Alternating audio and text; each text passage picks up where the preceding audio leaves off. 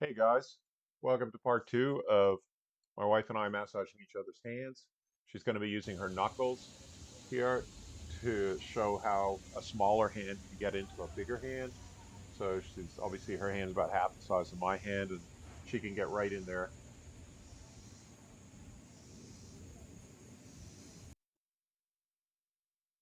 Now she's using all of her knuckles, opening up the thumb and that finger in order to open that area up.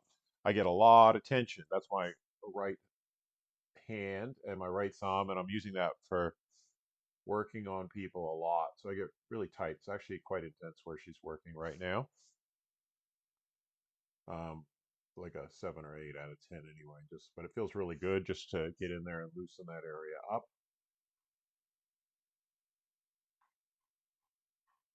And her fingers are very precise, or her thumb. You can tell it's like half the size of mine, so it just can get into the levels of detail that I can't do.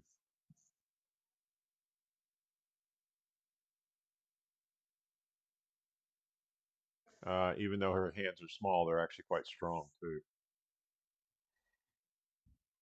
and can find that precise detail. And she can feel all the bands, and she's getting right in there, loosening that area up really well.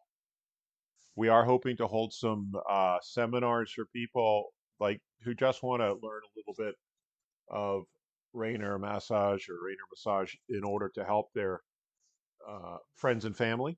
So we're thinking about doing some 2 day seminars. If you are interested, let us know. We'll probably hold them in St. Louis and Australia, but I'm actually looking at maybe doing them in different locations around the U.S. if I have enough, and Canada if I have enough people interested, and Australia. Doesn't need like you could also get like maybe 4 to 6 people together if you want us to come over and do a weekend seminar, and that would pay for our costs and everything as well.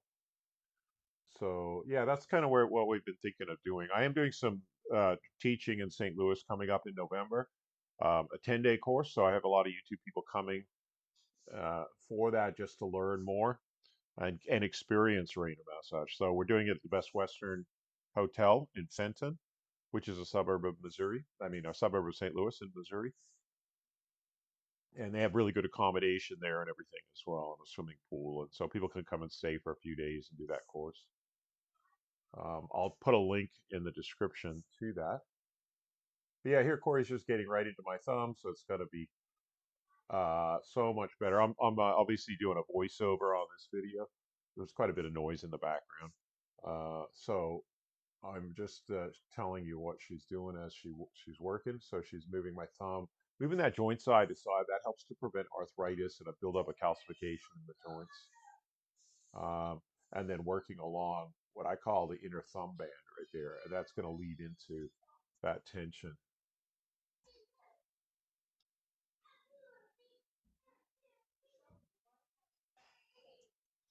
So yeah, it's really good how she just gets right into um, different aspects of my hands, working across the top here.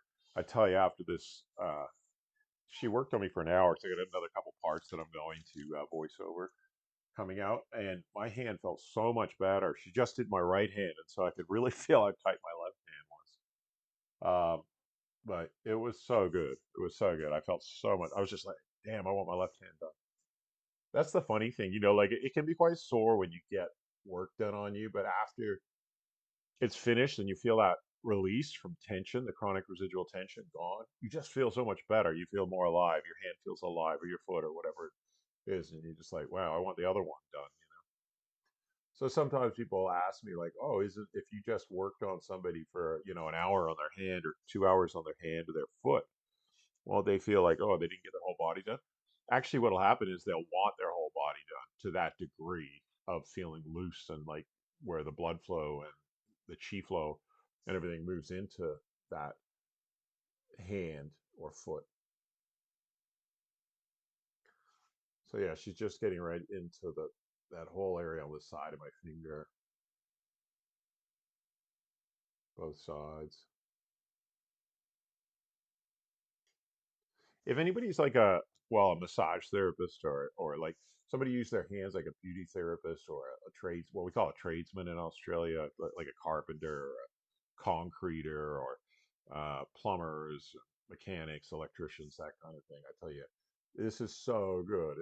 It'll extend the life of your hands because like a lot of massage therapists that I talk to are like they do it 20 years and they're like, oh, I couldn't do it anymore. I was getting RSI in my joints or just really tight hands. Um, but if you get a hand massage regularly, I've been massaging 35 years, and I couldn't be doing this if I wasn't getting my hands massaged on a regular basis. I would have to stop. I'd have like sore hands.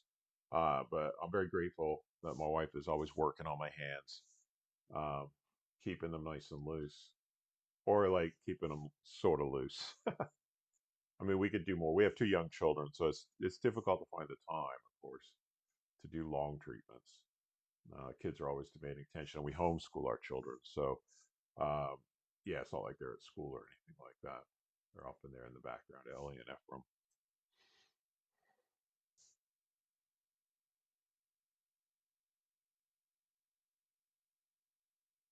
So, yeah, this is really good too, right across the whole bottom of my hand there. It just felt really good.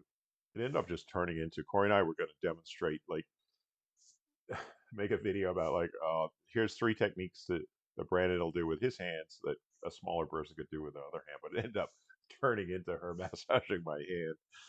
Um, this whole this and it was really good. I was just like, oh, this is just too good to do anything else.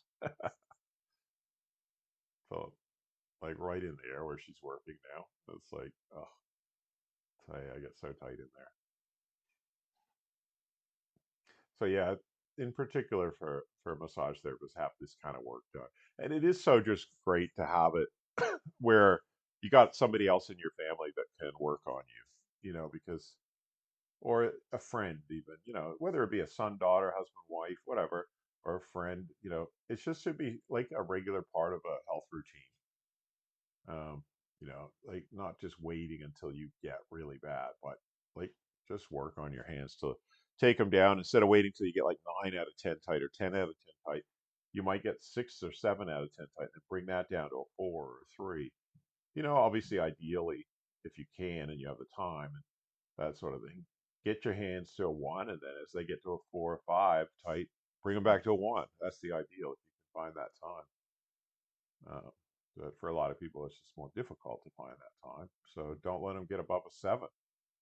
You just got to find somebody because you can do some of this on yourself, but like I couldn't do that on myself, what she's doing. And she has this precision in her fingers being smaller.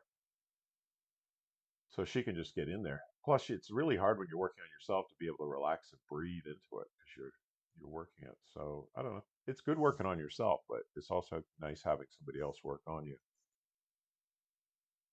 So this one's about to finish, but yeah, we got a part 3 and a part 4 coming up, and we're gonna do some more work. Um, and I'll get a better microphone. Heading back to Australia in a few days, so I've got a couple there. But hopefully the sound's not too bad. Um, and look forward to seeing you all soon.